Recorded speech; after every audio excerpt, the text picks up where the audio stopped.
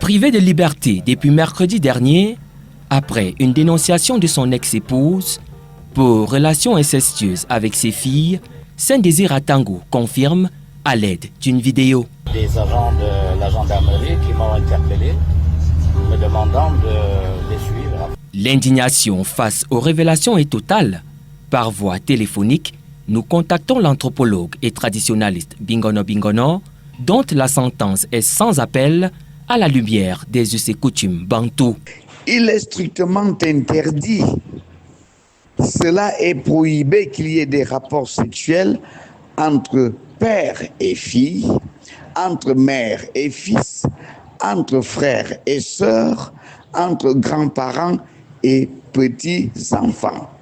C'est un principe sacro-saint partout en négroculture. Le législateur aussi n'est pas allé de main morte. Au terme des dispositions de l'article 361 du Code pénal, l'inceste est réprimé parce qu'étant une relation commise entre des personnes telles que les ascendants et les descendants et les frères et sœurs.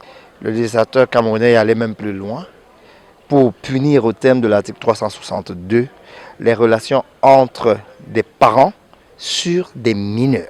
Pour les sommes, ça va toujours d'un quantum que le législateur prévoit. C'est prévu entre 100 000, 1 million et ainsi de suite. Et les peines de prison sont de 1 an à 3 ans. L'anthropologue et traditionnaliste va plus loin dans son analyse. Pour un père et une fille qui copulent, le rite de purification est inopérant. Les rites de purification, on les pratique parce que l'acte a été commis involontairement. Quand il est commis volontairement, je dis, les représailles sont plutôt dures.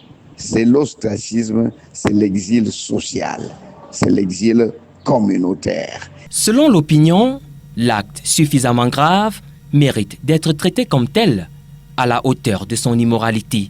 Mais l'expertise clinicienne devrait définir si ces contrevenants à l'ordre social jouissent de toutes leurs facultés morales.